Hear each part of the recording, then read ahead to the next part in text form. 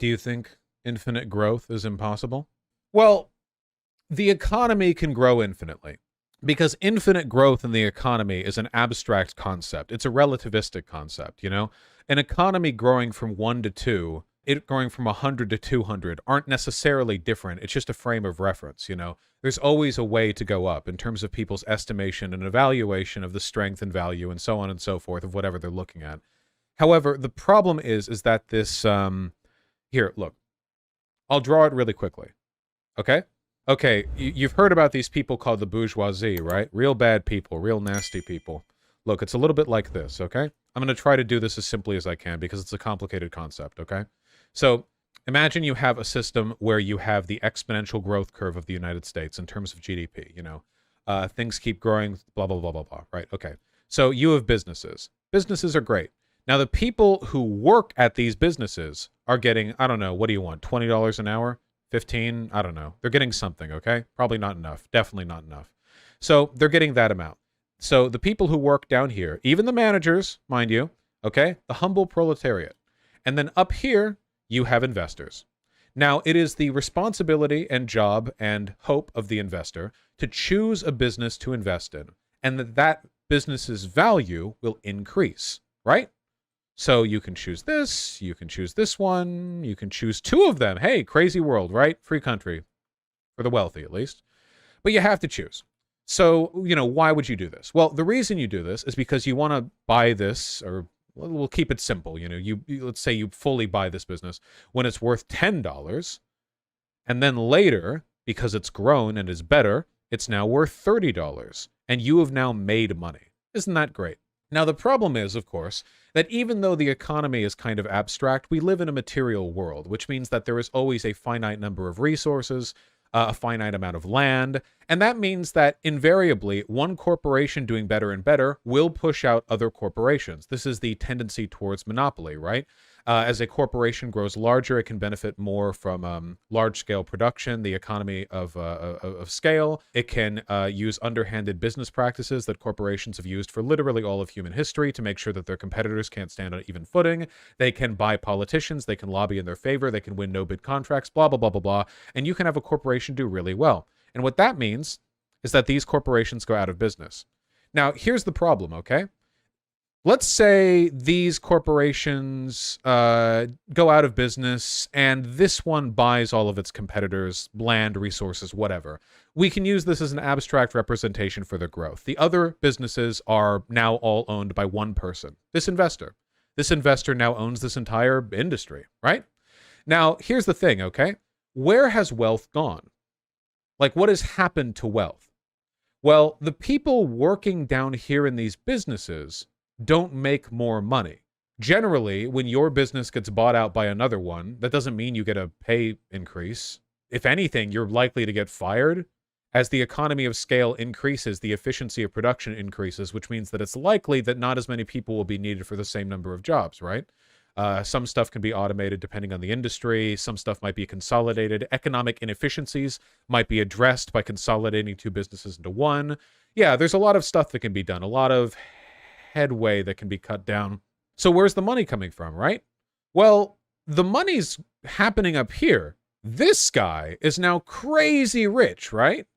Like the other, you know, before he had enough money to invest in the one business, but now this guy is the sole owner of this entire industry.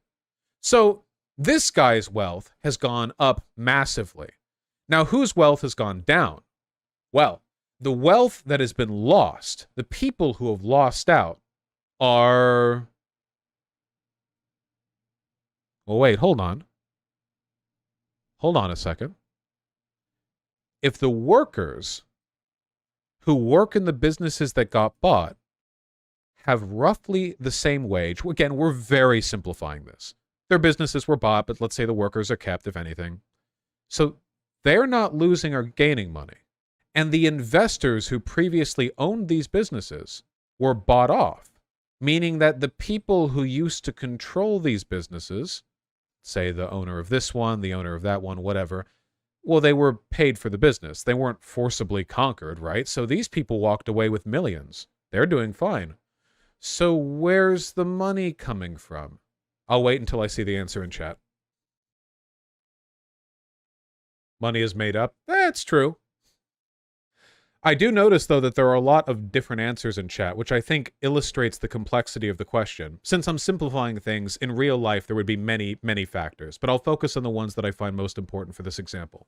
So, for one, the increasing efficiency of consolidation under a monopoly means that in all likelihood, a greater proportion of surplus labor value is going to be skimmed off the labor of all the workers.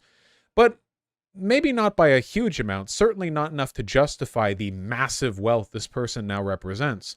In a publicly traded economy, the real wealth now comes from an evaluation of this person. On the stock market, this monopoly business, this industry, is now worth far more than all the individual businesses were worth on their own, because those individual businesses weren't growing and expanding the way that this one is. Now that we have one monopolizing industry that has grown enormously, that has demonstrated drive and ambition and expansion, the stock evaluation in this company will escalate massively, because investors will look at this this process of growth and decide, oh, this is on the up and up. I now have the ability to invest in this. I can get in on this. You understand? What we're really talking about when it comes to wealth in a publicly traded corporation is however many stocks this investor has are now worth more because there is a higher evaluation of the corporation that they hold stocks in. This is why CEOs and the like are paid in stocks for the most part, shares or whatever, because that means that their good performance in a corporation will positively incentivize them to, because their shares will be worth more money. So far, the system that I'm describing right now is one of concentrating inequality, where the performance of these businesses, usually due to the work and behavior of ordinary workers and managers, leads to a massive increase in the evaluated wealth of the investor, the initial investor who controls everything. Because this system leads to no general increase in wealth down here, and a ton of general wealth increase up here, we're talking about increasing consolidation. Now, the problem is that the process that I'm describing, this process of investment leading to higher returns, leading to greater growth, leading to greater wealth inequality, this is recursive. That means that this process can happen over and over and over and over and over again. Maybe this business goes defunct. Maybe it all falls apart. Maybe someone else buys it out. Maybe there's a merger. Maybe something bad happens. Maybe something good happens. But the process continues, which means that even if line goes up continuously, that's a very good curve that I just drew. I'm very proud of that. Thank you. Even if the line goes up continuously, maybe the investors are happy, but the process of consolidation continues infinitely. What this means, of course, is that relative to the overall amount of money in the economy, the working class controls a smaller share. We're talking about a rate of growth that reflects economic health for the ultra-wealthy, for people who have the ability to take advantage of this line going up, but workers don't. The only thing it really guarantees for workers is economic activity, which does not necessarily mean well-paid economic activity, does not necessarily mean accessible economic activity. It just means economic activity, right? And the fact that this consolidation continues on and on and on and on means that a smaller proportion of the wealth will be controlled by the workers, which means that class inequality will rise, which means that, hey, people will start writing textbooks on socialism again. It also trends towards the tendency for the rate of profit to fall, because the less money is held by the workers, the less they can actually buy any of the stuff that gets produced in an economy where costs are scaled to take into account the total amount of money moving within it. This process of economic accumulation doesn't have no effect on inflation after all. Inflation is a continuous process, and if no wealth gains are happening in the lower classes, that means that eventually, hey guys, heard of, cost of living increases? Things like this lead to economic turmoil without any kind of external system to address this cycle of reinvestment. And because there's less money in the hands of the working class, that means that in some industries, you're actually going to see this recursive economic downturn because people have less money to spend. Guys, how many articles have you seen about millennials ruining X industry? Well, what happened there? Millennials have less money than Gen X, who has less money than the boomers, who has less money, so on and so forth. meaning that they weren't given enough money, like as a class, as a generation, to participate in some of these more superfluous industries. Which means that, in a way, class inequality has brought about the downfall of industries that created, to an extent, class inequality. This is important stuff, by the way. This is like the fundamental. Didn't Vaush just describe the boom-bust cycle? No. The boom-bust cycle is specifically about like economic health and reinvestment. What I'm talking about is a general rate for both profits to fall and for inequality to rise. This does not stop happening without upheaval. The upheaval can be the introduction of like a welfare state, like FDR after the Great Depression, for example, which was the apex of economic inequality for many people. Passed laws that would try to like bridge the gap, which worked to an extent. There are, after all, things you can do to keep this cycle from happening. One of which is unionization. Because if you have strong unions, especially sectoral unions, meaning that they would encompass the entire industry even before they're all owned by one person, you can now bargain for a higher wage that you feel is proportional to the overall economic growth of your business or your industry, meaning that wealth is more fairly distributed between the ultra-wealthy and the workers, meaning that you decrease the severity of these negative economic tendencies.